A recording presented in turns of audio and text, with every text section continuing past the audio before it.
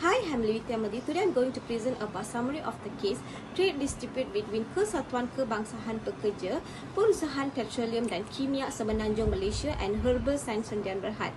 In this case, the trade dispute between Herbal Science Sdn Bhd Company and Kesatuan Kebangsahan Pekerja Perusahaan Petroleum dan Kimia Semenanjung Malaysia Union centers on claim of illegal bonus payment and a disagreement over how Article 22 of the collective agreement should be interpreted on October 21, 2020. The case with reference number 422-63320 was referred to the Malaysian Industrial Code. The disagreement was addressed through a number of mentions and hearings, with the final hearing taking place on July 21 and 22 with the year of 2022. Before the court, both parties have given their justification and supporting material for their different standards. The next slide is the parties and representative, which is parties involved are the Union Delegate Dato Muhammad Dauf Klapri, Noor bin Dato Ghazali argue for the union interest in the trade dispute and calls for adherence to the collective agreement.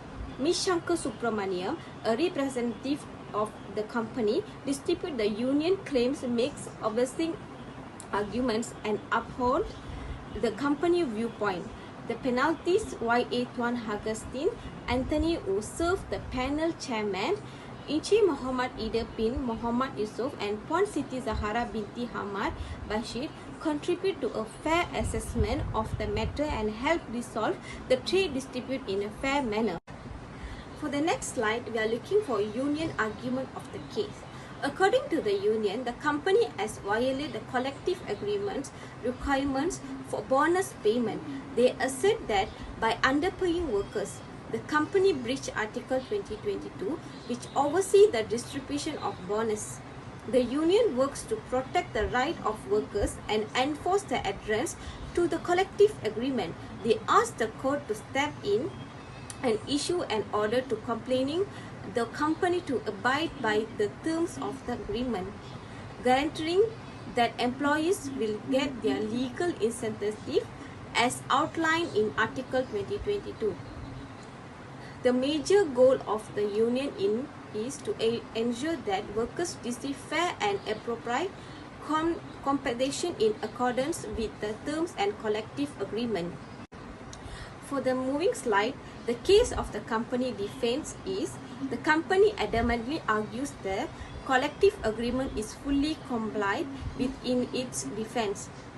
They stress that the union prior acceptance of bonus payments in proof of their consistent commitment to the agreement.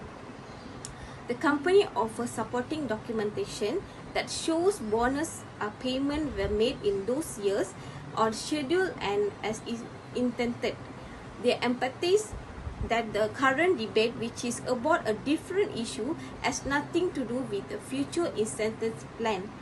The company intends to dispute the union's allegation through its defense, demonstrating their dedication to upholding their duties under the collective agreement and dispelling any claim of non-compliance.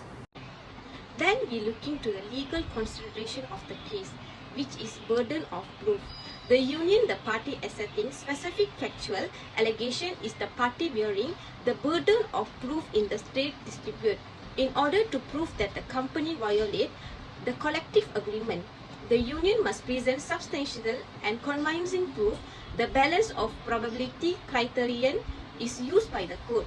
Thus, the unions must make a compelling case for the possibility that the company violated the law. It is crucial that the union meet this responsibility by providing strong evidence to back up their claims.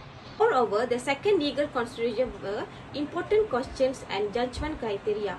The court evaluates crucial questions to reach a fair judgment, including the union's presentation of crucial trade dispute details and establishment of their claim under a relevant legal provisions. They examine whether the company violated Article 2022, considering evidence from both parties. Factors like public interest, financial implication and industry impact are also considered. The court aims for a fair resolution that respect the collective agreement and consider broader implications, striving for a balanced and equitable judgment. Thank you.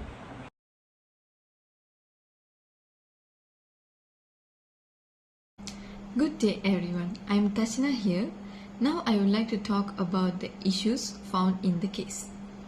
The first issue will be trade disputes between the parties over the terms and conditions of employment pursuant the said collective agreement signed by the both parties. The trade dispute between the union and Herbal Science Centurion Berhad around the payment of bonuses not in accordance with the collective agreement made during employment proceedings, the union filed a complaint with the Director General of the Industrial Relations Department alleging that the company had not funded the full bonus payment for 2019 workers. In the other side, the company denies the union's claim and argues that it always acted in accordance with the collective agreement provisions, particularly Article 22. Both parties are arguing for more evidence to prove their case and avoid similar situations in the future. The second issue is the union states that the company had failed to pay the bonus payment pursuant to Article 22 of the said collective agreement. In addition to the initial issue, the corporation failed to pay the employees' bonus, which prompted the union to initiate a lawsuit against the company. The payment of bonus that is not in accordance with the collective agreement has disappointed the employees because it was an agreement established formatted the beginning in which the company is obligated to act in accordance with the collective agreement. The company allegedly did not fund the entire incentive payout to employees from 2016 to 2019. Except for collective agreements, Malaysia has no laws that support employee bonuses.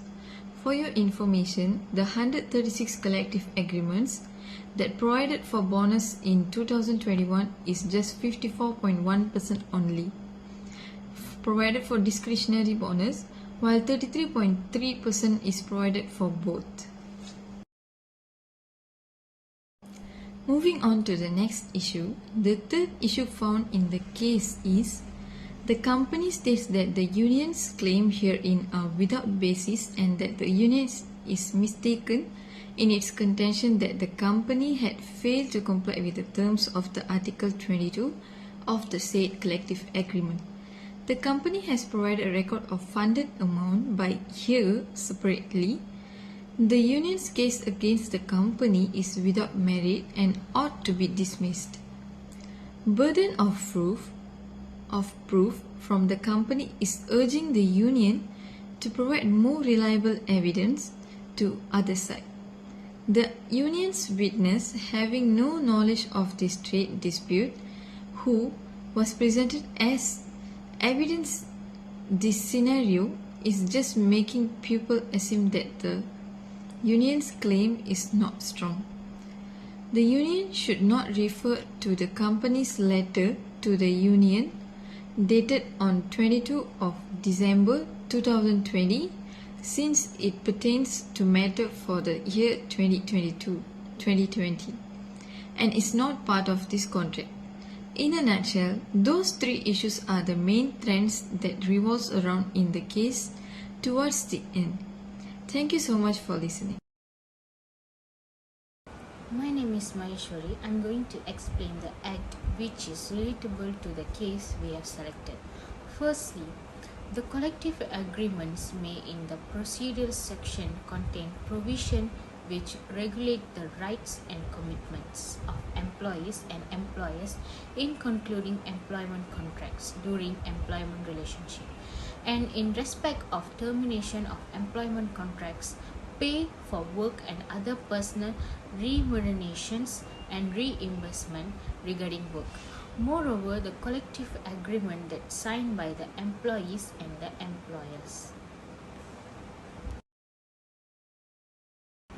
According to the article of the collective agreement, that was signed by both parties according to the union, which speaks for the employees, and the corporations failed to provide the bonus payment. The unions also complains that the business did not do sufficiently. The unions representing the employees claims that the company failed to pay the bonus payment as stipulated in the article of the collective agreement that signed by both parties. The union further alleges that the company did not fully pay the bonuses for the year of 2016 to 2019.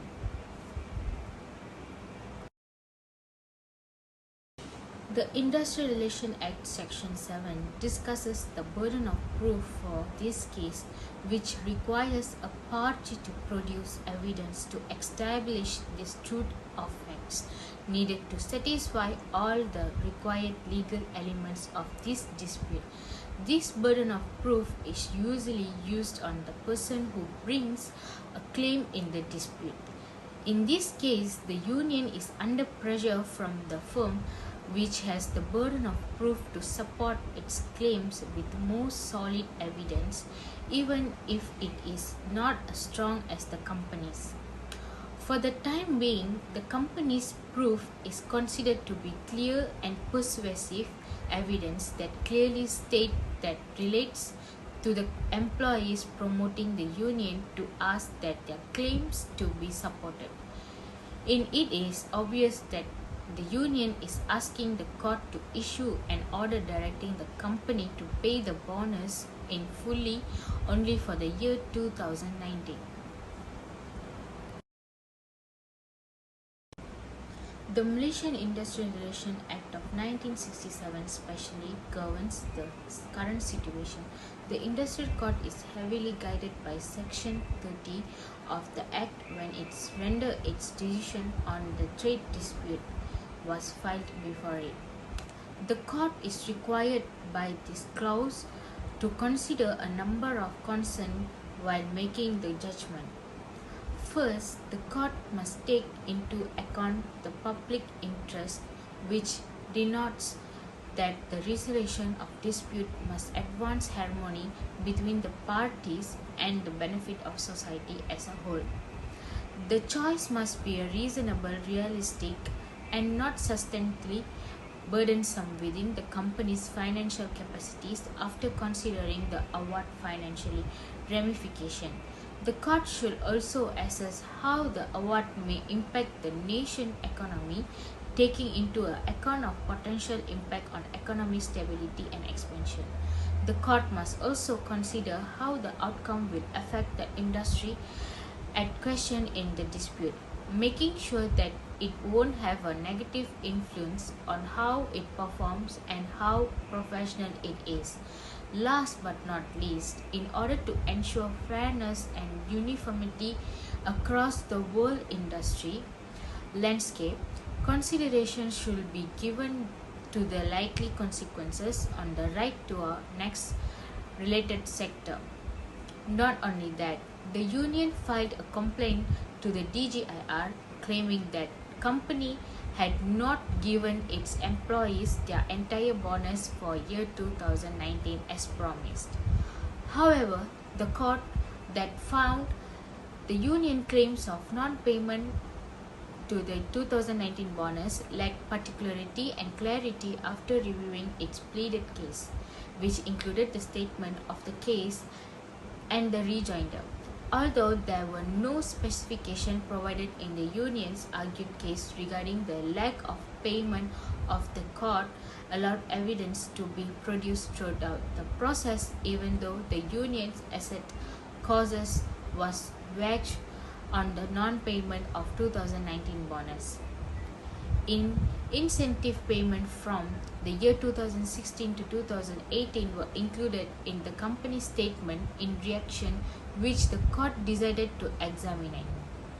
The union complaint to the DGIR under the Section 18 of the Act was based on the non-payment of the 2019 bonus, which the court emphasized was still the union's task for arguing persuasively showing. The court stated that even if the evidence had been included, the union's plead cases may be dismissed for lack of necessary details. The court emphasized that need to accurately plead this established in relevant information. The case between Kesatuan Kebangsaan Pekerja Perusahaan Petroleum dan Kimia Semenanjung Malaysia and Herbal Science Sdn Bhd highlights a trade dispute regarding the payment of bonuses that did not adhere to the collective agreement. In order to address this issue and prevent its reoccurrence in the future, it is important for the organization to implement effective solutions. This article will present several recommendations to resolve the problem and establish a framework for fair and consistent bonus payments. First solution is review and improve collective agreement. Review the collective agreement, find any discrepancies and reinforce the bonus provisions to avoid further problems. This promotes understanding between two parties and prevents future disputes because it adheres to industry standards and best practices. Second is clear communication and transparency. In order to avoid misunderstandings and conflicts, the company and the union must effectively communicate. The payout of bonuses should be discussed at regular meetings together with bonus plans, performance standards, and any changes to the organization's financial situation.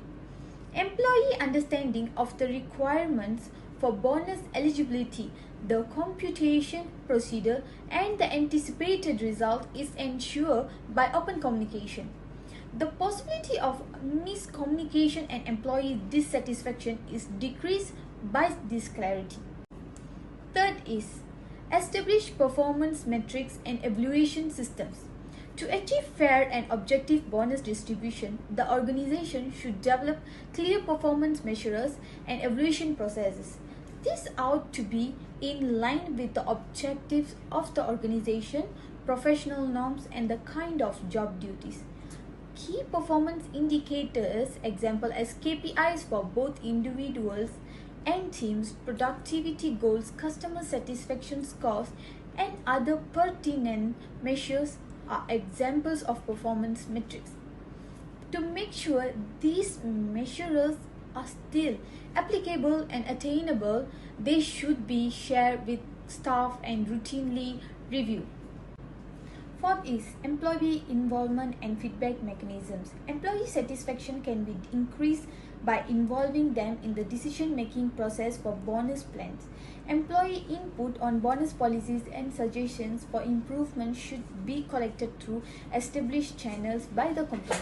To get opinions from employees, regular surveys, suggestion boxes, or focus groups might be used. Transparency, trust, and the chance of developing mutually beneficial bonuses schemes are all increased by this cooperative approach. Fifth is regular audit and compliance monitoring. Regular audits and compliance monitoring are crucial to ensuring adherence to the amended collective agreement and bonus plans. An impartial team can conduct internal audits to ensure that bonus computations are fair and accurate. Additionally, to offer an independent viewpoint, frequent external audits might be carried out. These audits will assist the organization retain its credibility and show its commitment to fair hiring practices in addition to identifying potential problems. Sixth is dispute resolution mechanism. Setting up a structured and effective dispute resolution procedures can assist reduce problems in the event of future incentive payment disagreements. The procedure for settling conflicts should be clearly defined by the organization and should be include informal conversation, mediation, and if necessary, formal attribution proceedings. The likelihood of protracted disputes is decreased by making sure the dispute resolution procedure is fair, open, and accessible to both parties.